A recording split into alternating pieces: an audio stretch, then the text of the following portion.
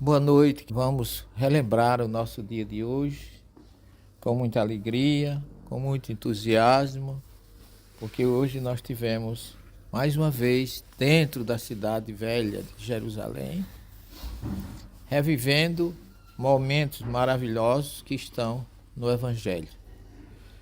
Eu separei um texto aqui para a gente ler um pouquinho, para a gente refletir, porque ele tem muito a ver com o que nós presenciamos em loco na noite de hoje.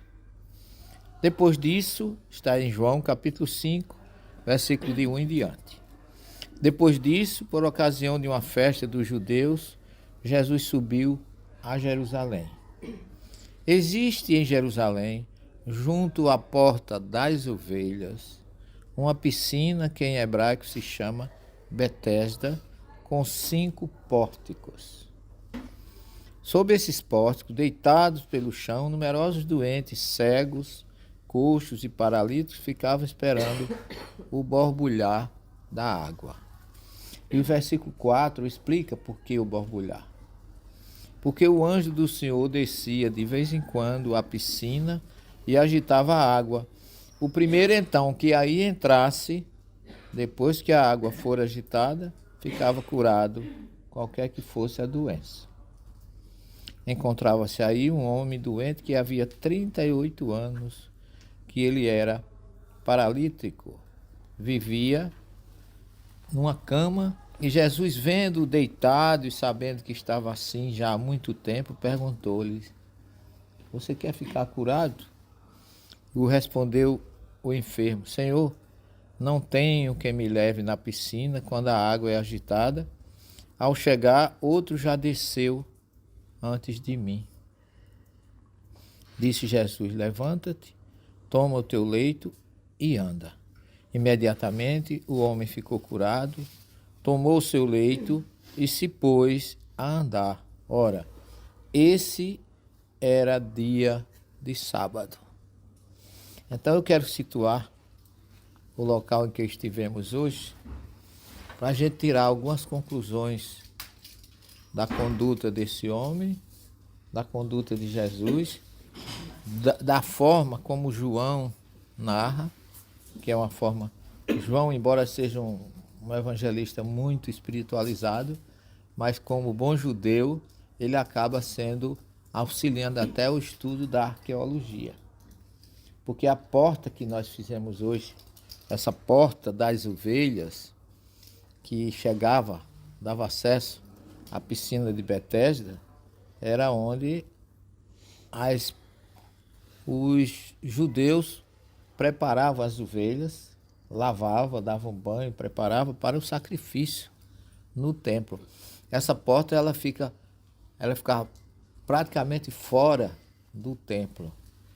Ela não tinha muita coisa a ver com a preparação dos judeus para irem ao templo. Eu quero que isso bem sacramentado ou ratificado, porque quando a gente falar da piscina de Siloé, a gente vai fazer a comparação entre as duas piscinas. Situação geográfica, localização e a diferença entre um e outro. Eu até citei lá a questão do versículo 4 dessa narrativa de João.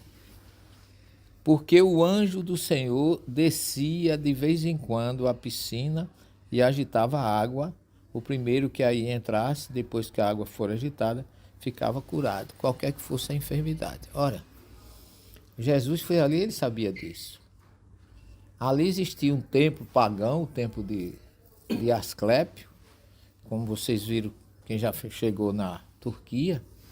E ali, como era um templo pagão, as pessoas iam com interesse de ficar curado e eles não achavam que era nenhum milagre. Quem estava ali achava que o sacerdote de Asclépio, quando a água juntava lá em cima nas comportas, aí ele abria as comportas, a água descia, como ali em cima vocês viram é mais alto, quando ela batia embaixo movimentava a água. Eles tinham essa crença, uma espécie de dogma, que quem chegasse ali ficava curado. Na verdade, Jesus mostrou que não era bem isso. Porque Jesus, quando pergunta a ele, ele diz assim: Senhor, eu ainda não fiquei curado porque não tem quem me leve. Ele estava condicionado que só podia ser curado quem entrasse na água depois que o sacerdote abrisse a porta e a água se agitasse pela queda brusca, como fosse uma cachoeira. E Jesus mostra que aquilo não tinha nenhum significado importante para quem, a não ser a fé. É tanto que ele nem conhecia Jesus, e Jesus disse assim: levanta e anda. Curou ele, ele não entrou em piscina, ele não foi a lugar nenhum. Na verdade, Jesus quis mostrar que a transformação que aconteceu, quando ele queria, ele fazia. Ele fez a mesma coisa com o homem da mão mirrada lá em Cafarnaum, que ele entra num dia de sábado. A questão aqui maior é o dia de sábado. Porque ele entra num dia de sábado em Cafarnaum, que já tinha sido criticado, e encontra aquele homem na sinagoga, que vocês agora já sabem onde era, né? E olha para as pessoas e começa a interrogar as pessoas: será que é lícito curar alguém num dia de sábado? Né? Aí chega perto do homem e diz assim: você quer ficar curado? O cara não disse nada para ele, não perguntou nada. Você quer ficar curado? Ele disse: sim, eu quero. Então fica. Na mesma hora ele ficou curado. Jesus queria mostrar, como ele bem ensinou, que o sábado foi feito para o homem e não o homem para o sábado. A criatura de Deus, a criação de Deus é mais importante que qualquer outra coisa.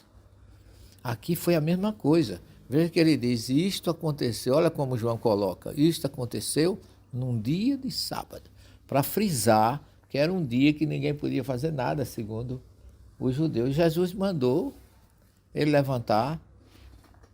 Imagine num sábado, a pessoa subir para o templo com a cama nas costas. Né? É a mesma coisa de colocar uma jaca na cabeça e sair andando, vai chamar a atenção de todo mundo. E o homem, mesmo assim, ainda não conhecia Jesus. Porque quando ele chega no templo, pergunta a ele: quem te curou? Porque ele estava ali há 38 anos. Então todo mundo conhecia aquele paralítico. As pessoas que iam ali depois iam no templo. Até os pagãos, até aqueles que sabiam que ali era um templo pagão, que não tinha importância de Siloé, porque era um templo pagão, porque o local era pagão. Porque a finalidade daquela piscina ali não era a purificação de quem ia ao templo, não. Era só para dar banho nos animais. Por isso que chama Pórtico das Ovelhas, Porta dos Leões ou Porta de Estevão, por onde nós passamos. Aquele local, pessoal, tem ainda, vocês sabem que tem uma importância ainda afora isso.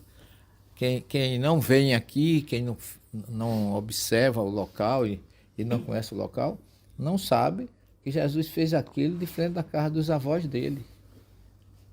Betesda, ali onde nós fomos, era ali que morava o vovô Joaquim e a vovó Ana, né? Porque eram os pais de Maria. Então Jesus também estava ali. A gente não sabe se para relembrar ou se ainda morava, porque ali nasceu Maria, como a gente viu. Então é um lugar realmente que congrega muitas coisas, desde o paganismo até o judaísmo e até o cristianismo. Então é um local diferente e histórico. Aquela grutinha ali bem humilde que a gente desce ali, né, mexe, né, porque é uma coisa tão simples como Maria foi, né, tão singelo, tão tranquilo, tão calmo, que a gente chega ali e dá vontade de não sair, não é? Então, saindo, depois de a gente fazer observar aquela estátua de Maria com a mãe, e lembre-se que no Evangelho de Tiago, que é o Evangelho apócrifo, ele diz que Maria, durante a sua infância, servia no templo. Então, dali para o templo era perto. Tem mais esse detalhe que enriquece a informação do nascimento dela ali. Porque Maria, curiosamente, Aqui em Israel tem 3 locais de nascimento e tem 2 de desencarne. E ainda tem o terceiro que é na Turquia. Né? Então, pela a perseguição que João fugiu com ela e levou ela para a Turquia. Então, ali, quando a gente sai, que a gente vem lá de frente para o Monte das Oliveiras, do lado direito fica aquele bairro árabe, tem um cemitério árabe ali onde a gente falou para vocês. E aí a gente avista os leões, que foi o sonho do califa Suleimã, que era para ele construir o templo, era para ele construir o muro, e ele não construía. Aí disse que ele, quando foi despertando, ele sentiu um leão querendo atacá-lo. Aí ele se impressionou, mandou construir aquele muro, e naquela porta ele colocou 2 leões, 2 de cada lado. Só que para nós não é o mais importante a presença de 2 leões, se bem que o leão representa a tribo de Judá, da qual Jesus também é um descendente, né? Faz parte, tanto Jesus como Davi, da tribo de Judá. Mas para a gente ali conta muito a história de Estevão, porque foi ali que ele foi apedrejado, naquele episódio narrado no livro de Atos e narrado também no Paulo e Estevão, com muita propriedade. Então, a gente tem assim, em menos, não dá 100 metros da piscina de Betesda, depois que a gente sai para o muro, não dá 100 metros. Então, a gente tem assim, numa área, vamos dizer, de 100 metros quadrados, se a gente quiser dizer, tantos acontecimentos. Né?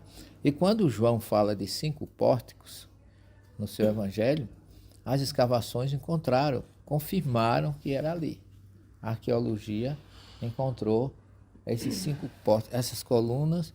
Ali também tem uma igreja não, ruínas, da igreja bizantina do século IV, mostrando que também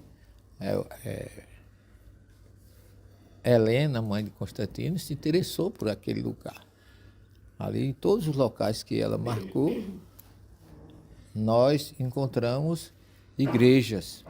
E tem gente, no começo das nossas viagens aqui, alguns espíritas, amigos, começaram a dizer, a gente vem para aqui só para dentro das igrejas, nós não somos católicos. Aí eu digo, você se esquece que quem construiu, quem marcou essas igrejas foi a mãe de Constantino. E é onde aconteceu uma coisa boa, ela como início do cristianismo, ela construiu uma igreja. Então, se não quer conhecer a história de Jesus aqui, sem entrar em igreja, não vai conhecer, dificilmente, vai sobrar muito pouca coisa nesse sentido. Então, nós, mais uma vez, estamos felizes com o que vimos hoje. Visitamos ainda lá aquela casa que foi da mãe de Marcos, Maria Marcos, né?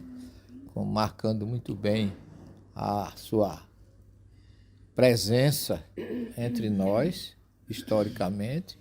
Tem algumas coisas aí que depois a gente pode esclarecer para vocês, que o padre me recebeu com muito carinho, com muita atenção, ficou entusiasmado, queria que a gente cantasse toda hora, canta um aleluia, daqui a pouco, cante de novo. Onde a gente chegava, ele se encantou com o pouco canto que a gente teve para oferecer a ele, mas graças a Deus a gente atendeu e Ofra ia traduzindo as nossas músicas, e por sinal foram 2 músicas espíritas, Quanta Luz e Agradecemos Senhor, com a letra maravilhosa, e que ele gostou. Depois, quando a gente foi tirar a foto, ele e Márcia, ele ainda disse assim, o senhor sabe cantar aleluia? Eu digo, eu não sei qual é a aleluia que o senhor quer, ele ainda quis começar, mas não deu para a gente entabular, porque boa vontade a gente tem, só não tem voz. Mas a gente gostaria de agradecer mais uma noite, mais um dia de experiência.